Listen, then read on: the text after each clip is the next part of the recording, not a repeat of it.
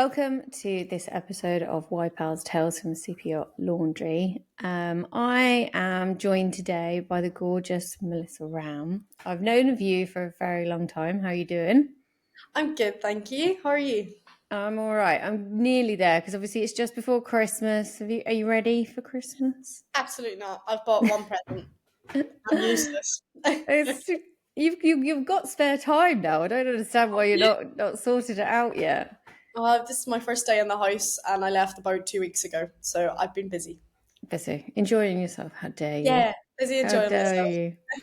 Um, I wanted to get you onto the podcast. Obviously, but you're still in your career, and we'll get into that. But you've also got a few side hustles going, and I love side hustles because that's the starting point where you're starting to think about your exit. So it's like that wondrous moment where you've still got the boat money to rely on, but you're already trying to think and plan ahead.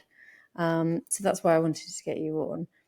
But if you could just obviously start at the beginning, what was Melissa Ramm doing before yachting, or have you just always been at sea? Well, I've always kind of been at sea. So I grew up in a little seaside town on the coast of Northern Ireland, and going to sea was just what we did. We went boating at the weekend. All of our holidays were on the water. So a natural progression into working on board yachts or boats made sense. I have been sailing since I was a kid, and I decided that sailing was a career that I wanted to do, and that I didn't really fancy going to university to study something that I was never going to use in my adult life. So I went to the UK Sailing Academy, UKSA, to do my Yachtmaster. Alongside that, did a degree in operational yachting science, which basically covered yacht design, engineering, sail design, and that kind of thing. So I sort of got myself a bit of a foundation degree as well as a commercial yachting ticket. So I So, did my Yachtmaster, and then I got straight into yachting at the age of 18. well, so can you take me, obviously, before we get into your qualifications, what's it like growing up in a seaside town in Ireland?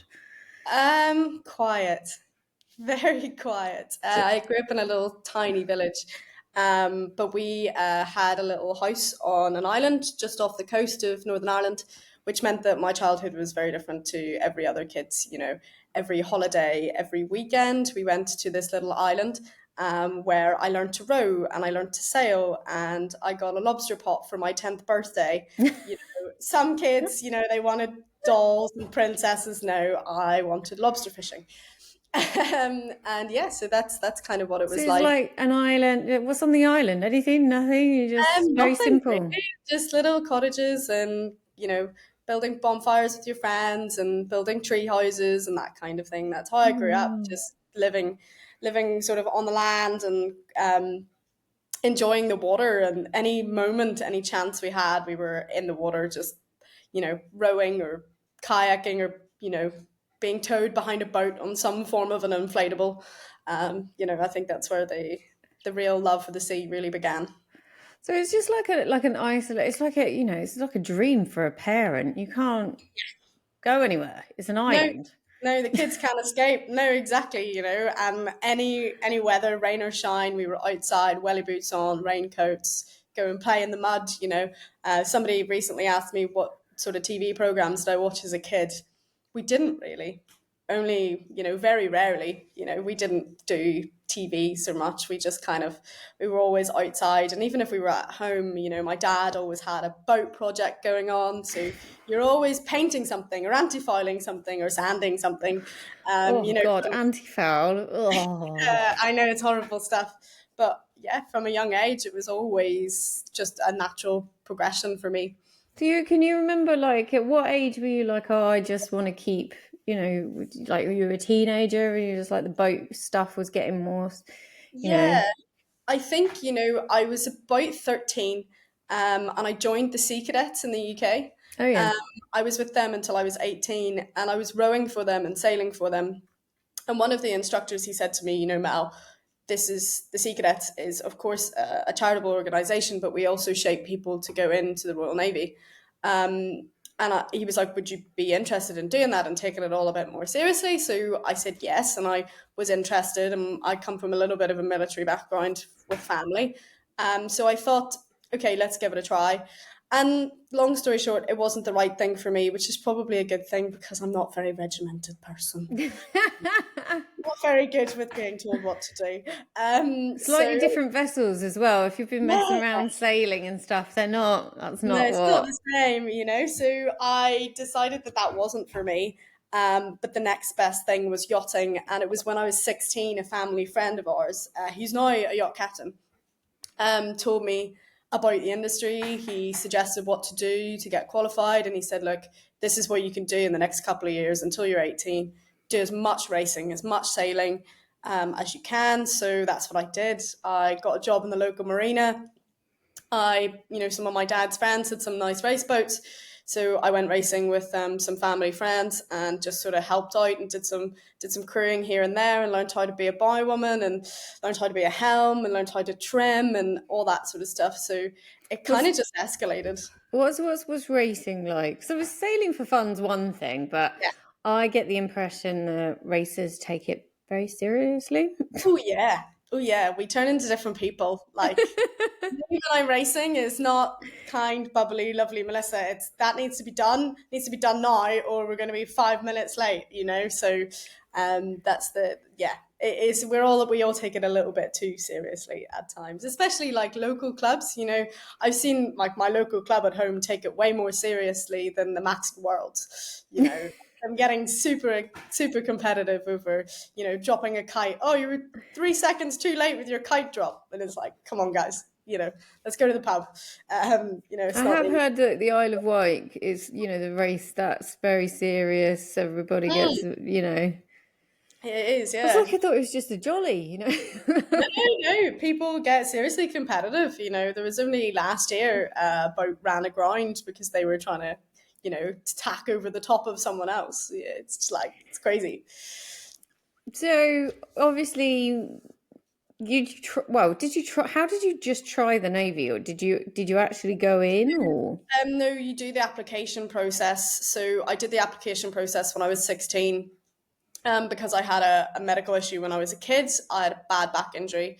You have to be so many years out of a back injury for insurance purposes. So it meant that I would have had to wait 2 years before I could join. And I just thought, okay, it's not the right thing for me right now.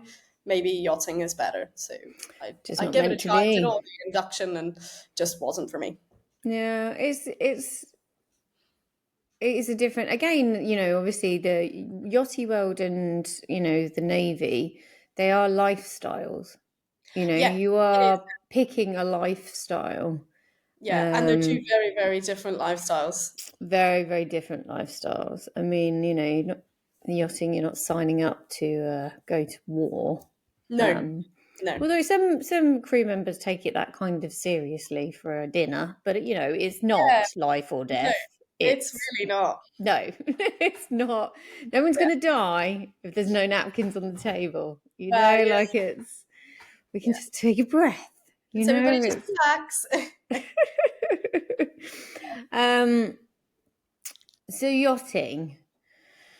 Where did you do your training? So obviously you're in Ireland. Did you try and get as far away from your parents as possible, or just did it No, kept it local? Like what was? there just isn't that many options for sail training in Ireland. Okay, there are for small boat stuff, but when it comes to doing a Yachtmaster and getting, super yacht training, it doesn't really exist. So the Isle of Wight was the next best thing. And it had come highly recommended to me by some friends. So I thought, okay, that's a good option. So I went Yeah, I mean, I suppose it's not. Although don't get me wrong, I'm sure Ireland gets some nice weather, but not this time of year. You're gonna have to there. be a brave sort to go out in it. I Yeah, imagine, absolutely. but good wind, Yeah, you'd be there's always fine. wind. That's the good thing. Yeah, there's always wind to go sailing, but often too much. Too much. Um, Before we get onto the yachty stuff, like when you were great, what was? Did you have any scary moments, like losing an oar, when you were a kid? Yeah, absolutely. So I was rowing in a little inflatable, like a little dinghy, when I was maybe 8, maybe 7, and I had my life jacket on, and my little dinghy was tied off to the pontoon on a really long line, so I could row myself around, and mum and dad were sitting on the shore watching me, and I wasn't far away, and they were watching, and it was all very safe. So dad's phone rang. He was on the phone, and mum was talking to her friend. So I, being the stubborn, independent woman that I have always been since I was a child, decided I was going to get out of the dinghy on my own. So I rowed to the dock.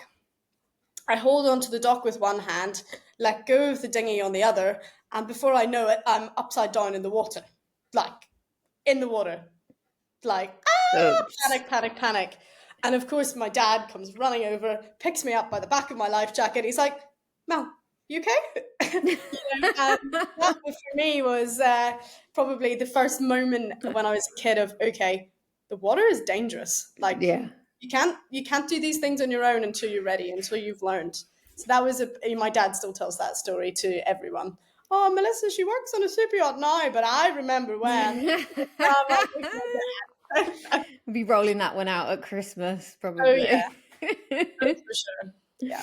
Well, no, it's good that you had a reality check young. From a very young age, yeah, I think, respecting the water and the sea is such a big part of the job, to know that it is dangerous.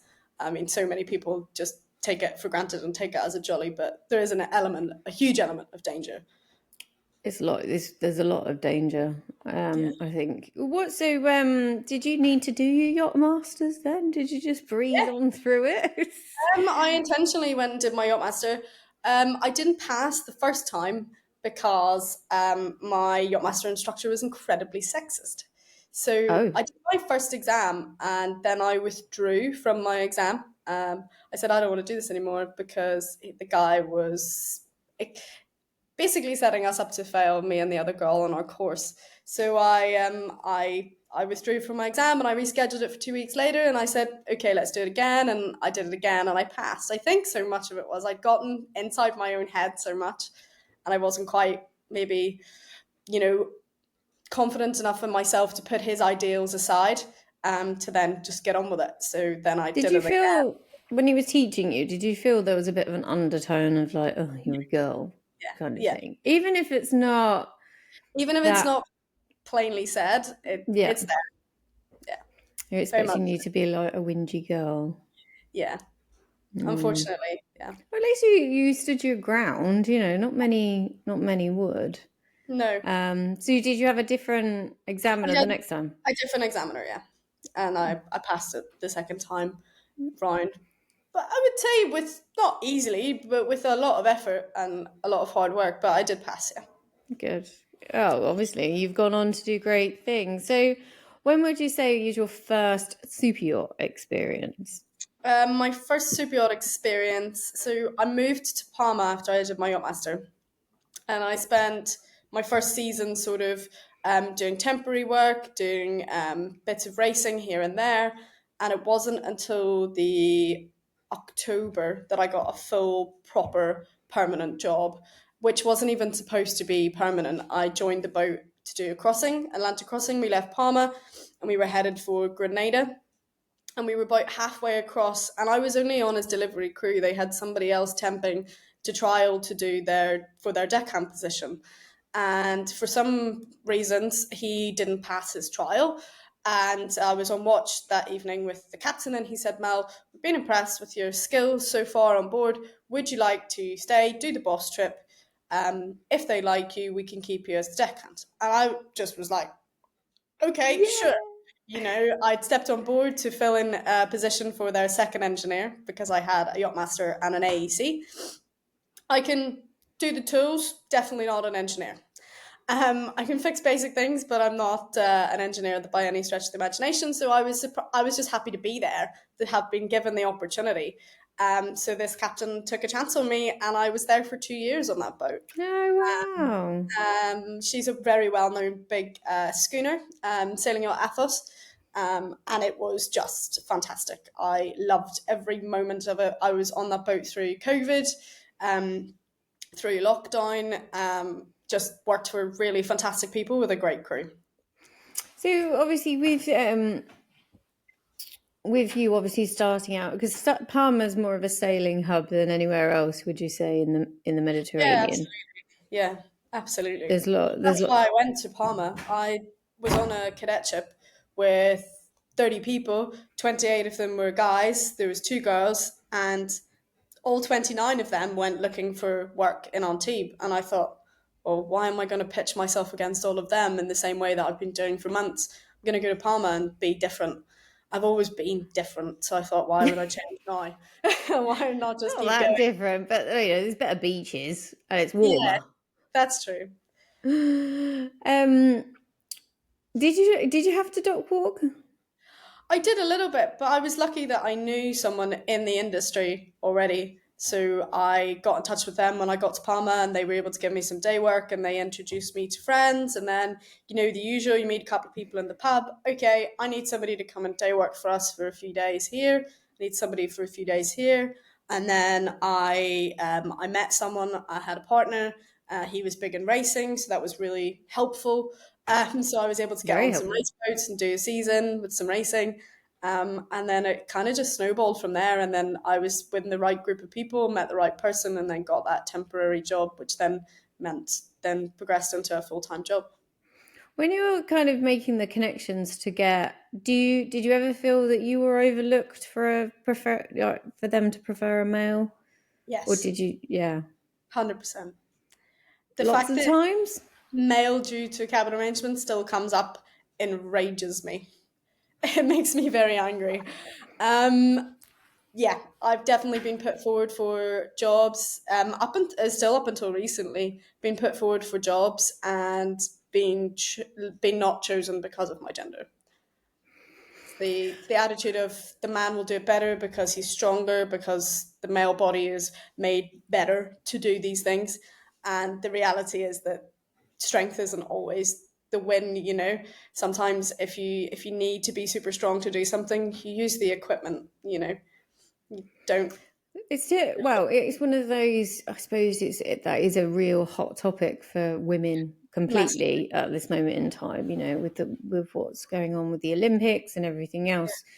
Does biology, just as it's kind of a judgment on your capabilities and skills, where's the line in you know how it should be perceived, I suppose, is what I'm getting at.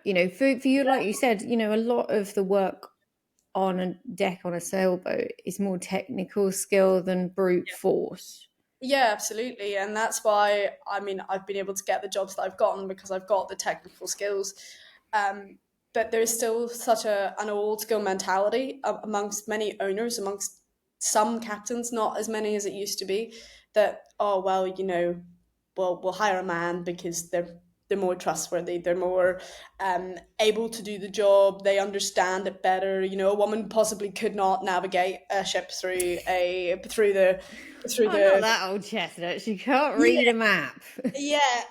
It happens. Trust me, it still happens out there, and it was a big driver in why I started my little side hustle. I knew we are going to get to that, but it was a big part of why I wanted to start writing about the industry because it has to change, and it is changing massively. Like from when I joined the industry, there was so few females on deck, and now every other boat has a female on deck.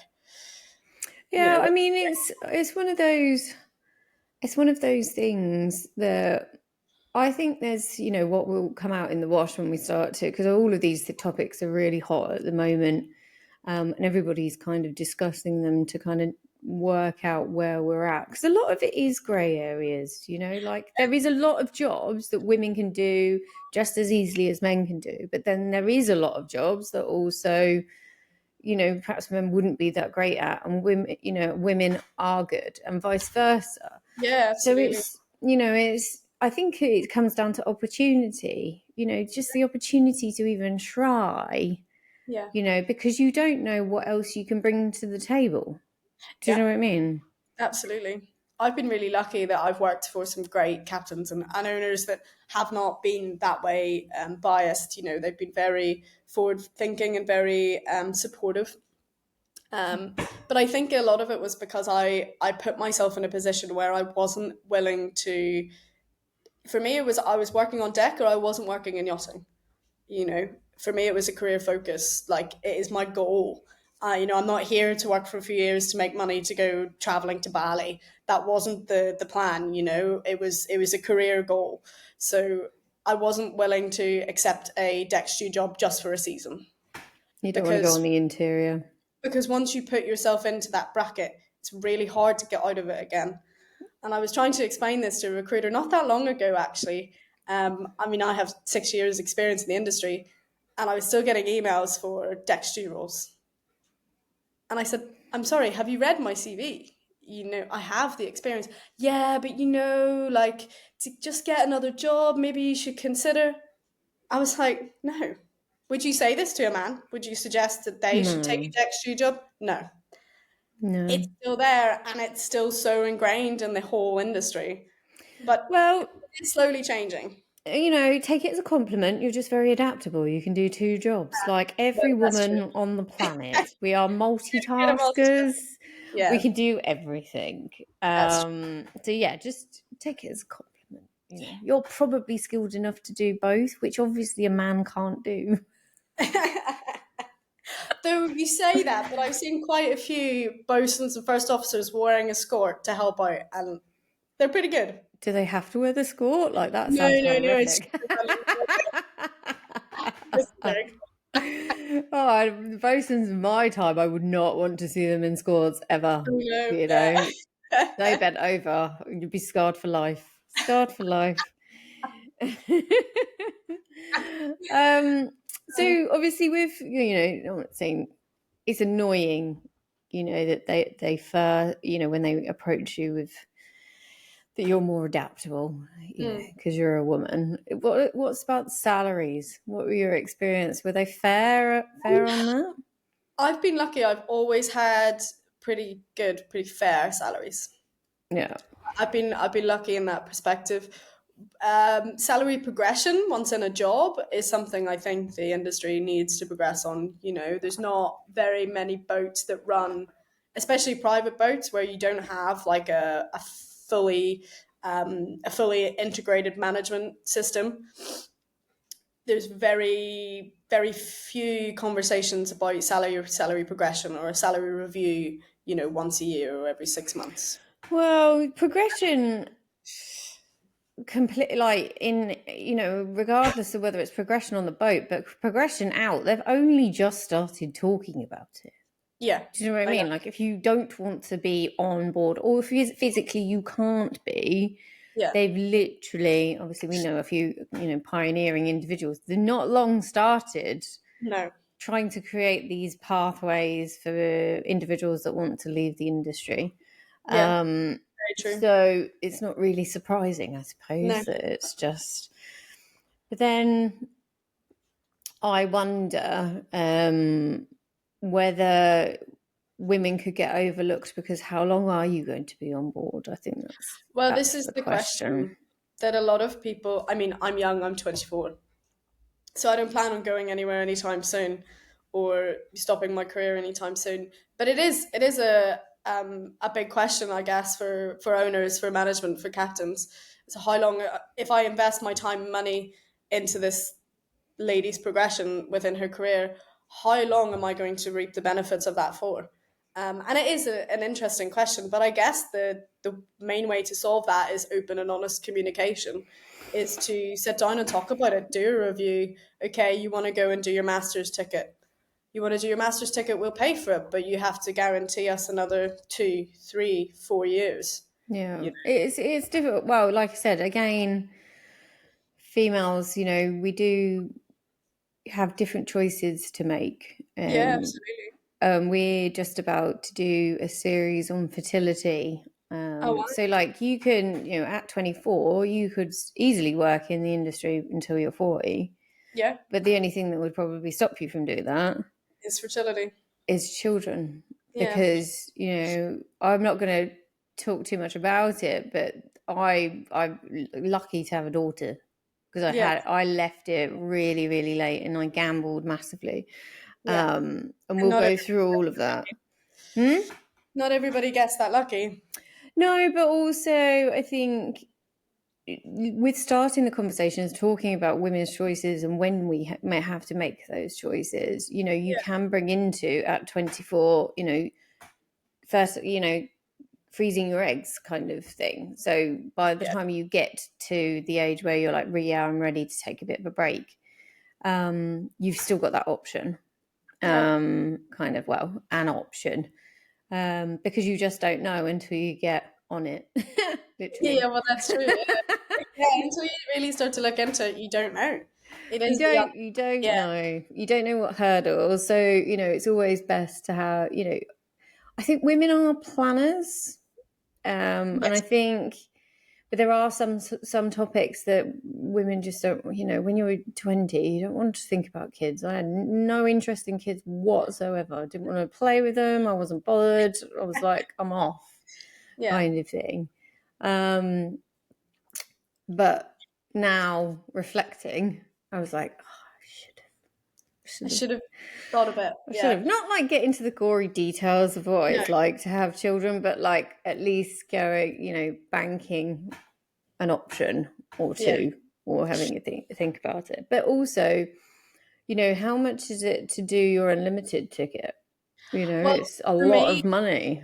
yeah, for me, unlimited tickets, I won't do them because I mean, I'm always going to be in the sailboat side of things, so I don't need unlimited.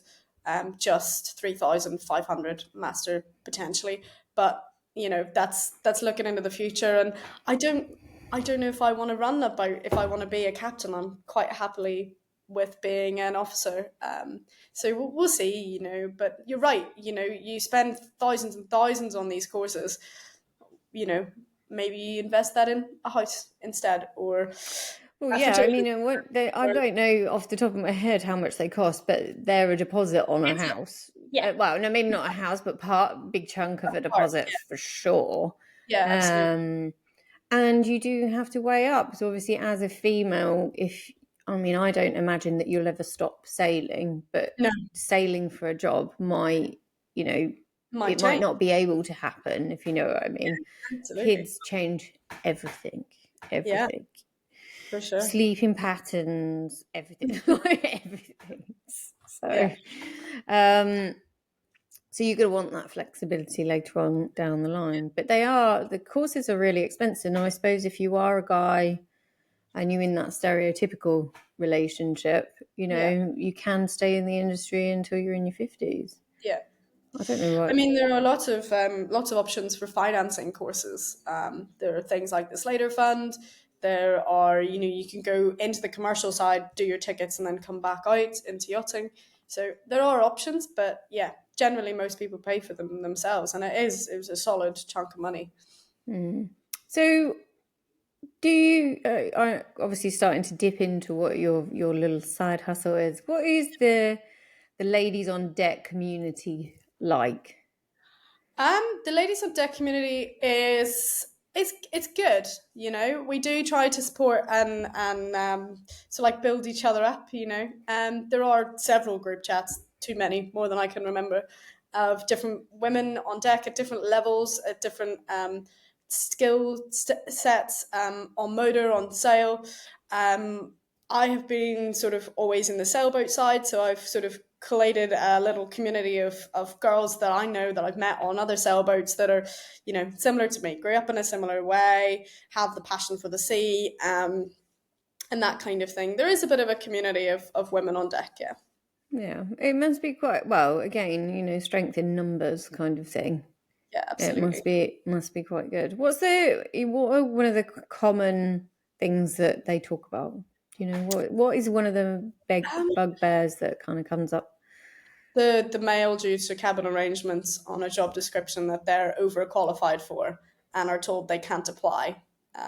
That's something that comes up time and again in every group chat, from people that have captain's qualifications to people that are only a couple of years in. It's still a problem, but we're slowly working on it becoming less of a problem. Yeah, I imagine it's frustrating. Yeah. Do you feel like it's used as a bit of an excuse sometimes? Oh, absolutely. Absolutely. And they just hide behind it. Yeah. So you're taking a break at the moment. You left I know. your boat 2 weeks ago. Does it feel weird not to have a boat? Yeah, really. Yesterday, it was my first day in the apartment of doing nothing, and I just didn't know what to do with myself. I was like, okay, so I've had a coffee and I've made breakfast and I've done emails. Okay, just sit down and try and write something. And I'm just thinking about the boat because I know that the boat have just picked up the owners. So I'm like, okay, I wonder if the guys have done this. And has this been done? And I was like, I have a problem. I think I'm a problem. You've got to give yourself time to, Yeah. zone out. So I did the classic girl thing. I stuck the Grey's Anatomy on, stuck some popcorn in the microwave, and was like, okay, just mind-numbingly Grey's Anatomy, eat my body weight in popcorn, and I'll stop thinking about the boat. And it worked. I was able to relax Yeah. by the afternoon, so that was good. No, it does, well, like we said, it's a lifestyle, isn't it? It tells you what time to get up, what your routine is. And, when you step out of that, it takes a little while to Yeah, because it shapes our decompress. whole lives, doesn't it? Yeah. Really, it dictates Yeah. when we see our loved ones. It dictates when we sleep, when we eat, what we eat. It's weird going from 2 years of having a fantastic Italian chef to I have to cook for myself again. Yeah. It's rubbish. You know, I don't rate it at all. no, no, I'd me, love to just have somebody else to cook for. yeah. Um, Especially when my daughter just, it's anything, but she wants chicken nuggets all the time. Just like Oh, trying to get she's her like, anything to eat anything else. oh, bloody hell. What are you supposed to do with it? There's only so many times you can arrange it on the You plate. can make it. And the few times I've ended up eating it myself because I can't be bothered. Making something else. That's always the struggle. So you're off for 2 weeks. So what are you gonna look for another job or kind of quietly enjoy the holidays? My plan is to quietly enjoy the holidays, invest a lot more time into my side hustle, Shaped by the Sea, which What? is a blog slash slowly integrating into a social media management section. So I have two clients, which is great. Very unexpectedly, they came to me rather than me going to them. I was lucky that it came out of nowhere and it's going really well, which is great. So I'm investing a lot of time into that, setting up things in a more formal way and sort of building Shaped by the Sea into a little bit more than just a blog about the industry and about my life. But yes, from now until Christmas is chill time. So Well, what made you want to start Shaped by the Sea? that's a good story. I started the Instagram page 4 years ago. When I was during lockdown, when I was on board sailing on Athos, we were in lockdown. The boat was not going anywhere. We weren't doing very much, and I was really bored. So there was lots of beautiful boats in the anchorage. So I started taking photos of them and photos of the boat that I was working on, and I was posting them on Instagram. And I came up with the name Shaped by the Sea for the Instagram page. So I just, it was just me being a boat nerd, really. And then fast forward to July of 2023, I was on board the boat that I've just left, and the first mate had a medical issue. He had to go on medical leave for a couple of weeks in the middle of a boss trip, and we were struggling to get somebody in to come and help out. So I stepped up. I started running the deck and taking on more responsibility, which was great. But it was something that I hadn't done before, and I like to cope with with stress and with dealing with a lot of things on my mind by writing. It's something I've done since I was a kid. So I started to write, and weirdly, I thought, I like to share this with other women that have experienced the same thing, that do the same job. Mm-hmm. So I then find myself building a website and publishing a blog because I thought, what, it's time. It's time to start sharing my experiences, my thoughts, my feelings about the industry, about being a woman on deck, but just being on deck, really. I didn't massively want to make it about being a woman because then I would lose a whole lot of readers to you know, oh, this girl, she just hates men on deck. I didn't want to do that. So I tried to brand it that it wasn't too female on deck driven, and that it was for everyone. So I write about everything, and just throw the odd bit of girl power in every now and again. Um, and I essentially started it as a way of just dealing with a bit of stress, and writing things. And then the more that I shared, the more I wanted to keep sharing, because people reached out and they said, I had this same experience, or this happened to me, or the one that I got the most response back from was I wrote about something that happened to me on a previous boat where I had a bit of a medical issue, and the blog got over 400 reads, and about 6 people responded to me and reached out and told me their story of a medical issue that had happened to them, which massively changed their life and how they saw themselves. And that for me was like the catalyst of, okay, this has to keep going. I have to keep writing because this is making a difference to people's lives. And that's why I do it. That's why I write the blog, because I want to help other people doing the same thing as me, that have the same everyday little struggles or the big struggles, and just sort of like give them an out of something to read. But also, there was an aspect of it of every time I go home, my family say, "What do you do? You know, what do you do for a Would you say living?" read the blog? Yeah, so I say read the blog now. Instead of, they all say, oh, we watched Below Deck. We know what your job Oh is. No, no, no. don't. No, don't, please, no. So I get them to read the blog instead. And it's nice. It's a nice way for my family, my extended family, to sort of keep up with what I'm doing, and friends that aren't in yachting to sort of have a bit of an idea of why is Mel always at sea, and that kind of thing. So that's why I really started it. It sounds really good. Did you have to consciously, did you ever feel exposed doing it, or do you only share what you feel comfortable? Because I think with anybody, whether it's social media, you get obviously you have to find that boundary line of what you're happy to share and, what you think you should share. Yeah, absolutely. When I wrote a blog about body image after my surgery. That one I wrote 6 months before I published it, because I wasn't ready to share it. I wasn't ready in my own personal journey to put it out in the world and say, okay, everybody's going to read about what happened to me, see the photos of what I looked like before and to afterwards, and with that does open a possibility of scrutiny, because people on the internet are nasty. So it took me a little while, and I read something that somebody else had posted. I think it was on LinkedIn about somebody else had posted an article about body image and their personal experience. And I thought, okay, well, if this lady was brave enough to do it, then why shouldn't I? So I put it out there, and it was really well received. I've been really lucky so far with Shape by the Sea. Nobody's really given me any negative press, or said, this girl has no idea what she's talking about, because I only ever write about and talk about real life experiences that have happened to me. I write about me, or I interview other people talking about their lives. I don't I don't write about what I saw happen to somebody else on a boat. Yeah. I write about my own experiences. So I try not to open myself up to any negative connotations or blowback. I mean, there's always blowback from anything.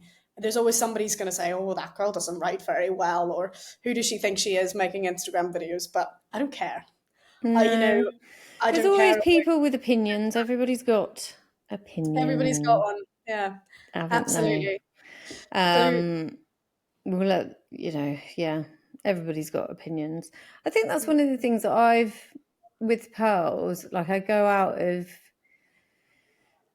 don't like going on social media. When you're not feeling great, yeah, and you don't feel like you're looking great. The last thing I want to do is put my face on social media. But, there is absolutely. that. You need to, but then there's just sometimes I'm just like, no. Yeah. But people connect with the brand because it's you, because it's authentically you. Somebody had said to me, oh, Mel, you haven't put anything of yourself on your social media in ages. I was like, oh, yeah, but I'm not, not feeling my greatest. My skin's had a bad outbreak. you know, and that person said to me, it doesn't matter. Why people read your blog is because of you. You know, it's not because of the Shape by the Sea and the nice logo. It's because of your personal journey. It's because you bear it all out there and you share everything. Yeah. There was one blog that I wrote maybe a few months ago, and it was about sexism in yachting. And I thought, oh God, you know, should I be beating this drum? Should I put this all out there? Because it was pretty raw, you know. I wrote my real thoughts, and I thought, you know, I work for a great male captain and a great male first officer, and my owners are fabulous. You know, are these people going to read it and take it the wrong way? So I let them read it before. I was like, do you have a problem with me publishing this? They were like, no, get it out there, Mel, because not everybody's like us. You That's know, really so good.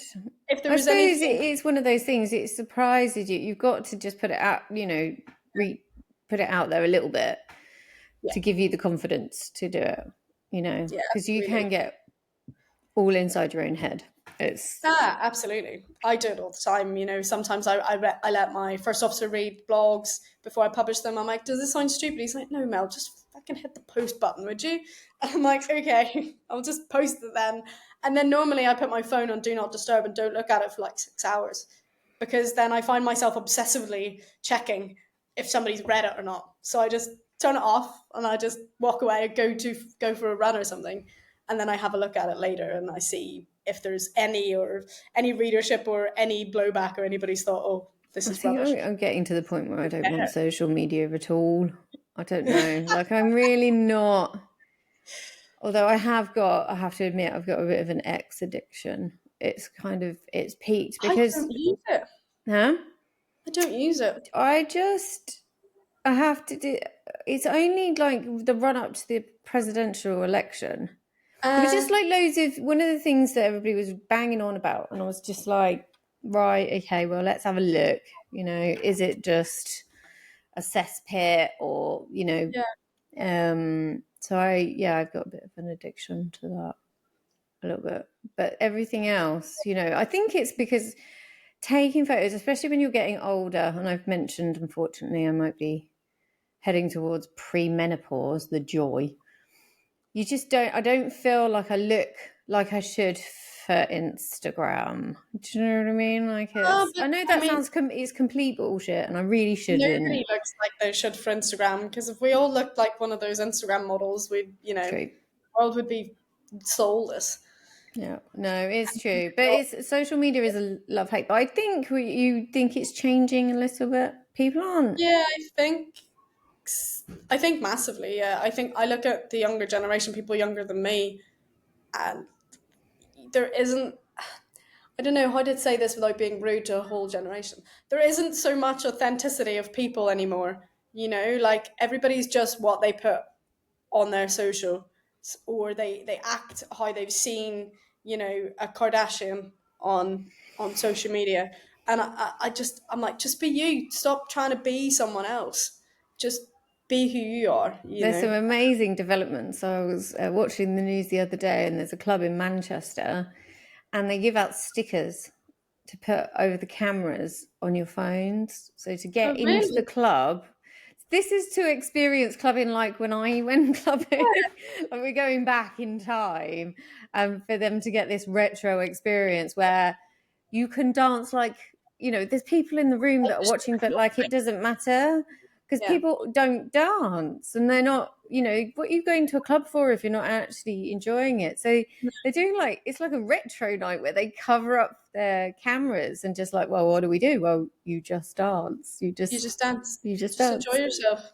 Yeah. because it was the reason why they started it is they had a DJ come on. It's like kind of Calvin Harris or whatever, and nobody danced through the whole set.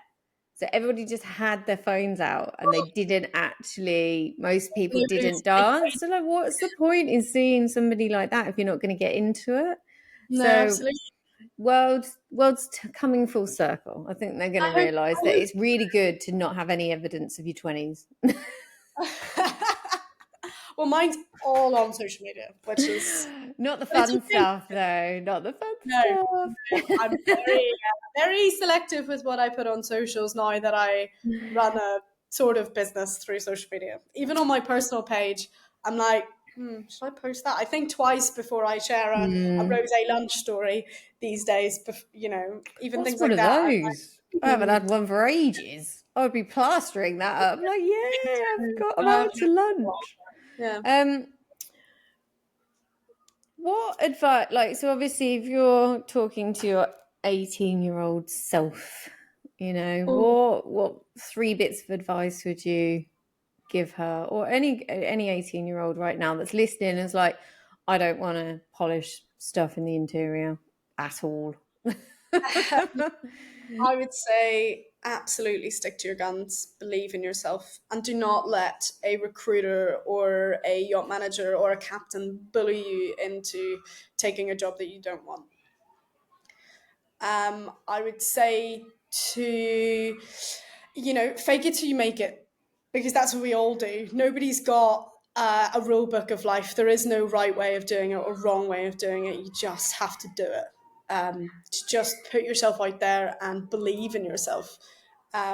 Because, if you have that little bit of self confidence, that will show a captain, a manager, a first officer that, okay, this girl's got what it takes. And if you want to work on deck, it sounds silly, but don't be a princess. You can forget about the nails, you can forget about the full face of makeup every day, because the makeup will peel off once you go in the sea to clean the waterline. And the nails won't last 5 minutes if you're servicing a winch. Nails? Who has nails on deck? I didn't even have nails on the interior. I know, but Cherise, I've seen it. People dock off looking for a deckhand job, and they hand me their CV with these absolute wonderful Are claws. these? Yeah, those are lovely. These are my Christmas nails. They're But yeah, I beautiful. wouldn't want a haul lines or a chamois in them. No, exactly. So just drop the even if I like to get dressed up outside of work. I wear jewelry. I occasionally I wear saw a makeup. photo of you in a fabulous black dress the Oh, other thank day. you. Yeah, in Paris with my sisters. That was amazing. It was amazing. Um, You look great. Thank you. It's it is a man's world, and but you don't have to be one. You just have to be better than one. Yeah. It's, Yeah. but that doesn't rock it up with nail varnish on. You got to help No. yourself out a little Yeah, bit. you gotta help yourself out. Be prepared for. It's just help yourself out. Do you want to just Yeah, get to the bit where they're talking about you getting the job, or do you yeah, want? Yeah, that's a big learning curve, I yeah, suppose. So, what you thought? You're 24, so you don't need to think about leaving just yet. yeah, But have you done anything in your life to kind of get you more yeah. prepared for when that exit comes? Yeah, I have, I last year, with the help of your wonderful husband, set up a pension and an ISA to sort of Yay! build a future for myself, because I spent so many years earning stupid money in the Caribbean and spending it all on Pigeon Beach drinking rosé. We've all done it. Sounds awful. It was awful. I have some great memories, but not a whole lot to show for it. So I started to, well, some fabulous clothes, but I started to put money aside, and I started a bit of investment and a pension, because I thought, okay, Mel, you're not going to be young forever. You need to start thinking about the future, and I would like to buy a house. So that's in the near future plans, to sort of be building a bit of um, a bit of a a bit Now of you've set it up, do you even notice?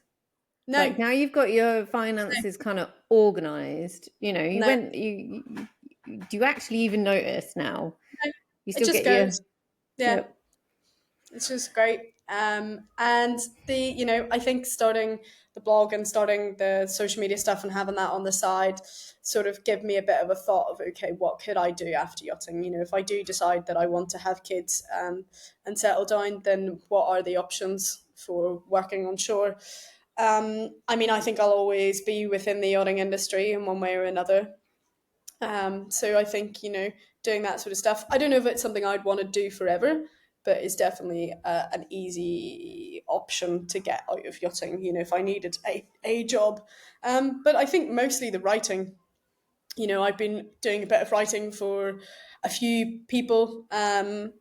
there's a couple of things in the pipeline, potentially writing for some magazines and stuff. So there's a couple of little things that will come around as time goes on. But at the moment, my big focus is the reason why I left the boat I was working on is I want to get my Officer of the Watch, 3,000 gross tons. So that's the big plan. So I'm just waiting for some funding to come through, and then early next year will be study, study, study, which I think Oh, will make for a great blog series of what it is to study for an Officer of the Watch. And there's not a lot of extra content out there to help people through study methods and that kind of thing. So that's how definitely long is it again? It's quite long, isn't it? it's about 6 weeks of courses. And then to do the oral prep course, which is normally like 2 weeks, depending on who you do it with, and then to get an exam date and have everything organized and approved to then sit the exam. So I mean, I've sort of said, up and I'm giving myself until June, July time, so I'm not going to rush it. I've been quite sensible with my planning, so up until then, otherwise work wise, I'm just going to freelance, just go do deliveries and like just enjoy life, enjoy boats. It's very easy to get consumed into a boat and only see the negatives. So, when you're working full time with not a lot of time off. So I think I'm just going to go enjoy boats a little bit, maybe do a little bit of racing, maybe do some deliveries, sort of just, I see enjoy you the at industry. cows then this year. Pardon? We'll be Yeah, at maybe. cows. Actually, would love to do that. It's definitely on the list. Um, right. It's been lovely having you on. Thank you very much. It's really, I can't wait to just hear what's going on next, to be honest. I Oh, think, your brutal honesty about the path that you've taken is really, really valuable. And it's quite brave, to stick, your experiences out there. And I'm really pleased that you're reaching other ladies, well, sailors in general, not just ladies. They're yeah. appreciating that brutal honesty. So yeah, I can't wait to see. Everybody needs to check out the blog. We'll put it in the details below. Thank you. Before we finish up, and I'm going to have to go and do some Christmas shopping. Not even wrapping yet. I've not even done the Christmas. I'm very behind. We like to finish on a crazy story. So Oh, can you tell me a crazy mm, story of your what can I time at sea? tell you without something that won't implicate me into trouble? Everybody says this.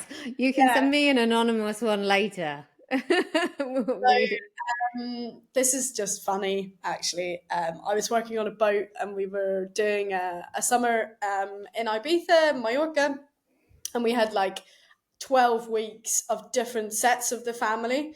So, the owners, then the daughters, then the friends, then the cousins, then the grandparents, round and round as you go. And I think we were like week 8, and we had this group of, adults in their early 30s, late 20s, early 30s.